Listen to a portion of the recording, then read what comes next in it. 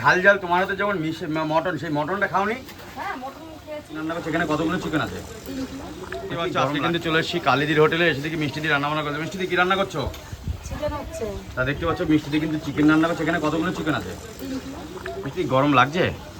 গরম তো লাগবে, গরমের সময় গরম লাগবে না? তা মিষ্টি দি কোথাও দেখলাম, ভিডিওতে দেখলাম কোথাও ঘুরতে গেছিলে, কোথায় গেছিলে ঘুরতে? এখানে তো সুন্দরবনে বাঘ দেখতে। সুন্দরবনে বাঘ দেখতে পেলে?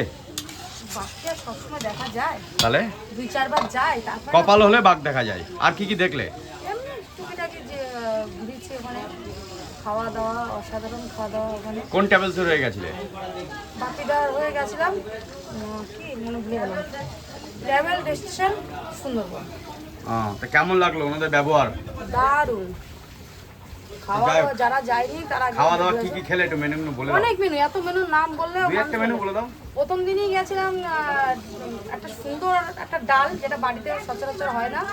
ডাল ভাজা, তারপরে বেগুন ছিল, গলদা চিংড়ি না হোক মানে চিংড়ি মাছের একটা মালাইকারি ছিল, তারপরে ছিল ইলিশ মাছ, কচু শাক, মানে অনেক রকমের রান্না। কোনটা ভুলে যাবো, এক একটা রান্না এক একটা রকম।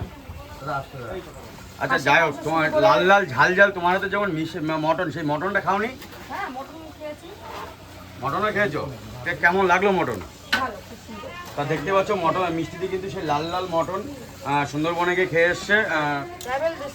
Travel destination Sundarban. তা যাই হোক, এখানে কিন্তু সেই মটন মিষ্টি কিন্তু কালকে রাত্রে এসে আজকে রান্নাবান্নায় লেগে গেছে। এসেই কিন্তু চিকেন রান্না করছে। আর এদিকে কিন্তু রুই মাছ, কাতলা মাছ সব ভাজা করে রেডি করে রাখা মিষ্টি দিয়ে। এরপরে কি রান্না করবে মিষ্টি দি? এরপরে মটনটা বসাবো। তা দেখতে পাচ্ছ এরপরে কিন্তু মটন রান্না করবে। চলো, ভিডিওটা যদি ভালো লাগে থাকে লাইক কমেন্ট শেয়ার আর সাবস্ক্রাইব করে দেবে, তাই তো? একদম। দেখতে পাচ্ছ আজকে কিন্তু চলে এসেছি কালিদির হোটেলে, এসে দেখি মিষ্টি দিয়ে রান্না বান্না করছে। মিষ্টি দিয়ে কি রান্না করছো? চিকেন হচ্ছে। তা দেখতে পাচ্ছ মিষ্টি দিয়ে কিন্তু চিকেন